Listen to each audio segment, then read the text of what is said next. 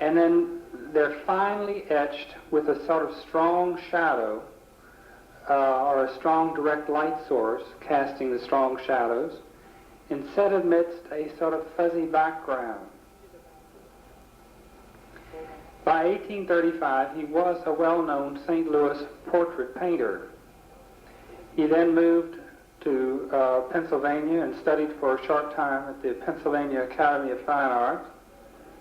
And then between the years 1840 and 44, he settled in Washington.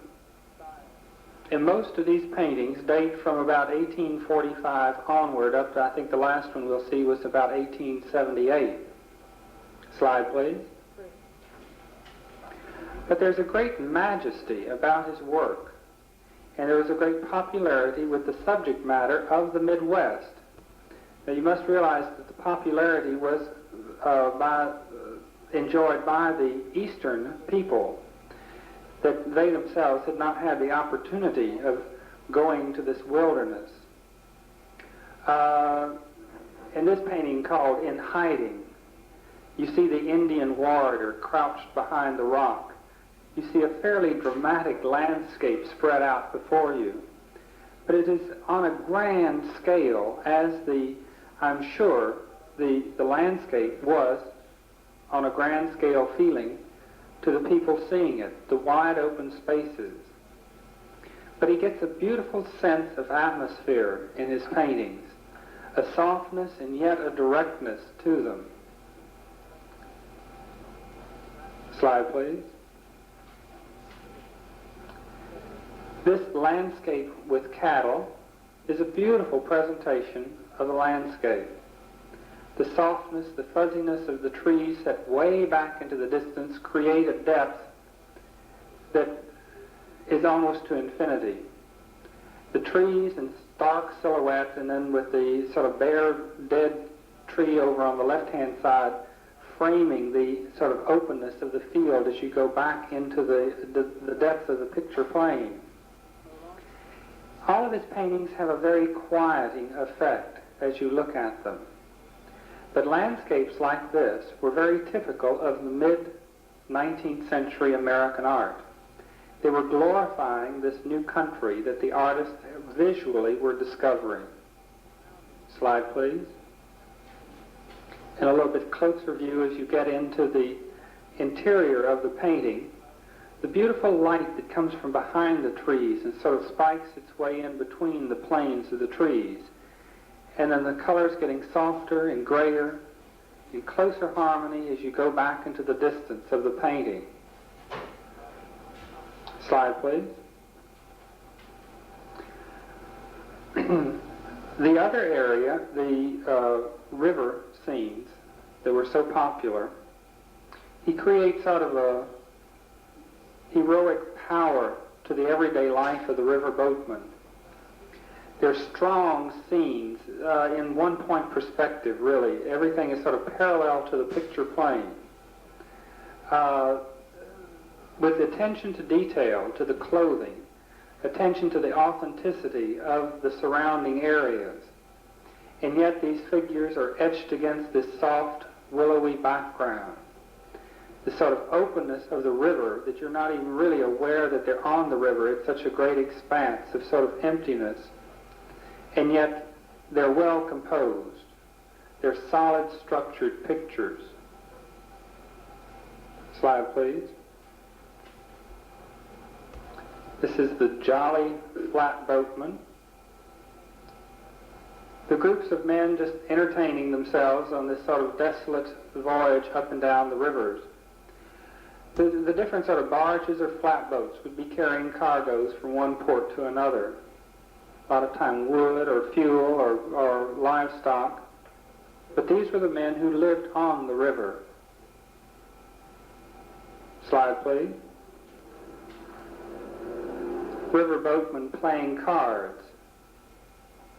His colors were rich. Slide, please. And a closer detail of the same painting. There's not much movement within his paintings, as you would not get in the parallel perspective of this presentation. But what is interesting, not only the figures, because they are in sort of this strong bath of sunlight, but if you go beyond it, the softness that he creates in the landscape of sort of these flat, plain silhouettes as they recede back into the distance. Slide, please. It's really a variation on a theme, and yet each one, basically the same, has its differences. Most of these paintings are fairly large size, say 3 by 4 feet, somewhere in that area. So even the scale of their painting is fairly large for the figures presented. Slide, please.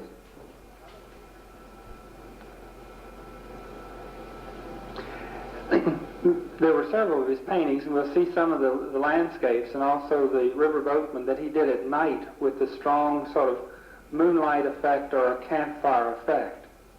But these people were well informed of the Indian cultures, of the ruggedness of the western United States. And this is what appealed to the Easterners in viewing the paintings. Engravings and reproductions were made of his work, and they achieved great popularity within the American public. Slide, please. Sometimes we get the boatman off the wharf with a flatboat and onto the bank sort of waiting for the next boat. But there always seems to be this sort of endless time span to his work, that the people are occupied in some activity, but it's nothing of great importance. It's just sort of an everyday occurrence, everyday life. And yet it doesn't become boring or dull. Slide, please. In 1856, he went to Dusseldorf, Germany, and we have another painter from Dusseldorf that came to the United States to portray the Rocky Mountains in sort of heroic scale, and that was Albert Bierstadt. But there was a great school of painting of this sort of romantic period in Dusseldorf, and Bingham stayed there for a 3-year period, completing some of the works of his river days, and then finally, sort of influenced by this German school of painting, more heroic school, imbued his landscapes with sort of a grander theme or scale, leaving the figurative works for a later period of just pure landscape painting. Slide, please.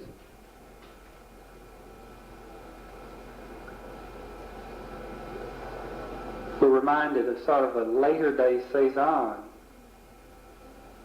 Slide, please.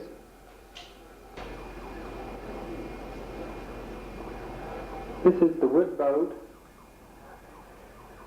In these sort of soft colors, his colors were muted and blended, that you have sort of a softness in large, vast areas.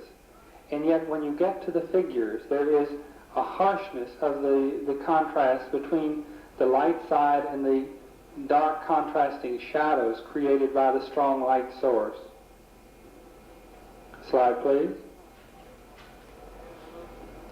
Shooting for the beef, a pastime, and where you would, sort of like a turkey shoot today, where you would win certain things by your marksmanship. Slide, please. There is another area to his work, and that's sort of the historical documentations. Slide, please.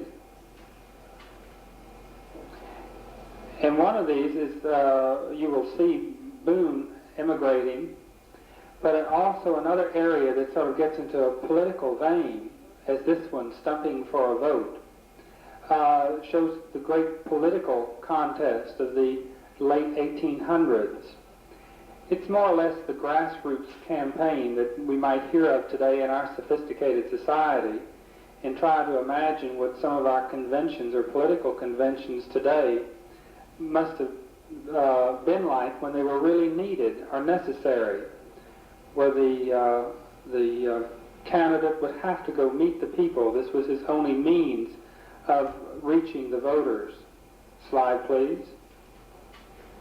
So these sort of become little genre scenes, anecdotes of a way of life,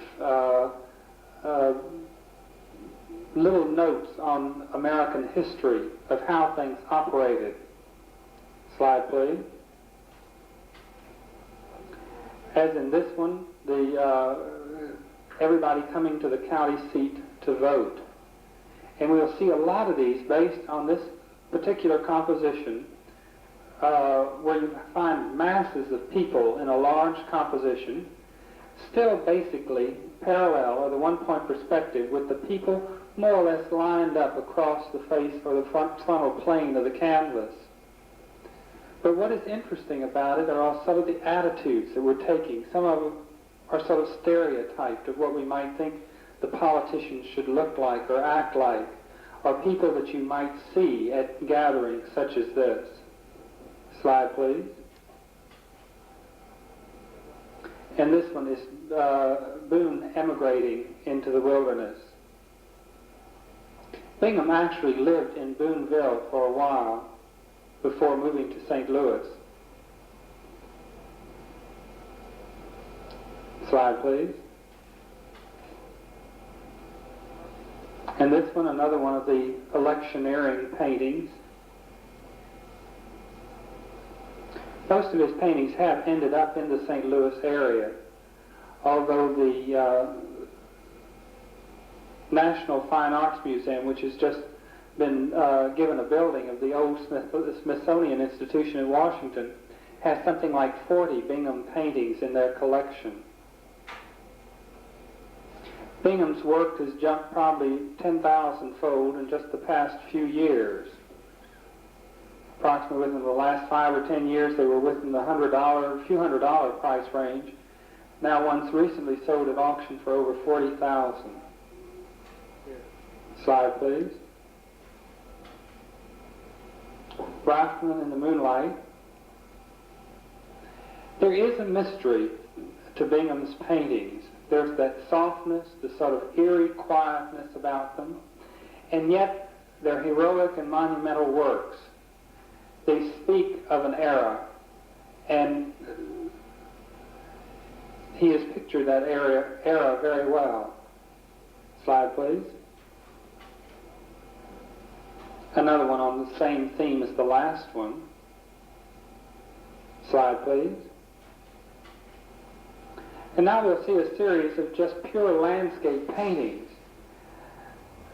The opened western United States must have been a beautiful place untouched by civilization, but these early artists were to see virgin territory.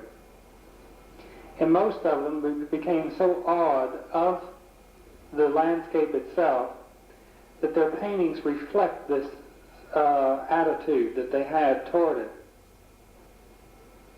The colors in Bingham's work, they have a richness of sort of accents, and yet basically they're sort of muted tones. Slide, please.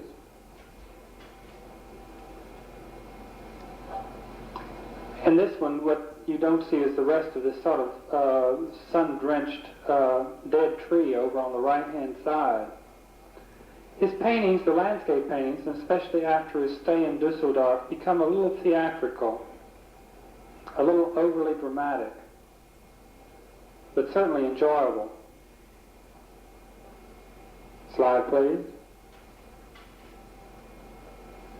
And this one, large, massive farms, especially seen in this black and white slide, create a very interesting pattern. Slide, please. But there is this quiet attitude to most of his work.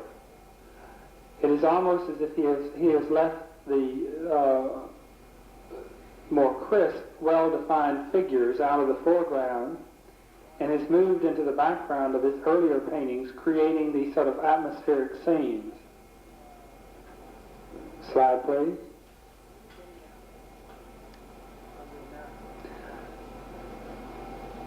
Bingham has been one of my favorites for several years now, sort of a discovery that I made and have enjoyed each time that I get to see more of his paintings. The surfaces are clean, crisp, almost sort of like a Vermeer surface. But the backgrounds are really beautiful. Slide, please. This one's called The Verdict. He did two versions of this one in 1855 and then one quite a few years later.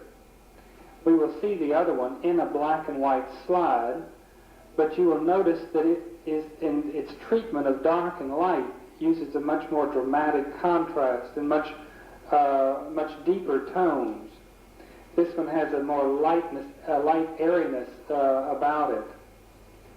But I think it's exceptionally nice that he can handle so many figures within a composition, sort of holding the whole compositions together in large areas of light and dark, casting crowds of people into an overall shadow so that they sort of hang together in one massive compositional piece, and then the sunlight bathing on others to sort of pull them into an organized group.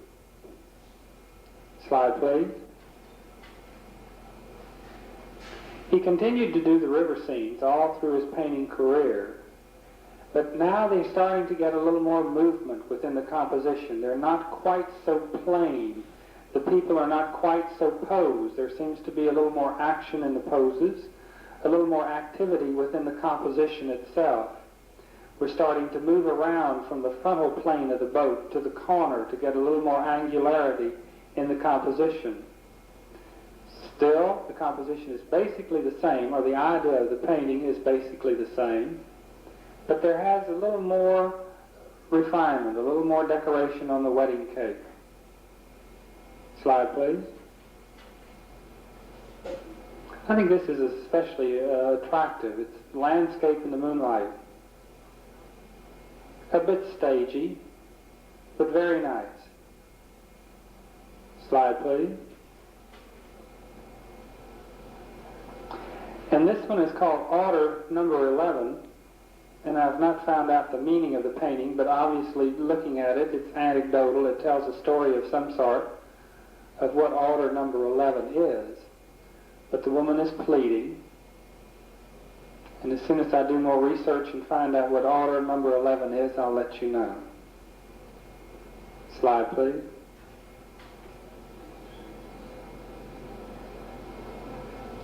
This is his painting of Pikes Peak.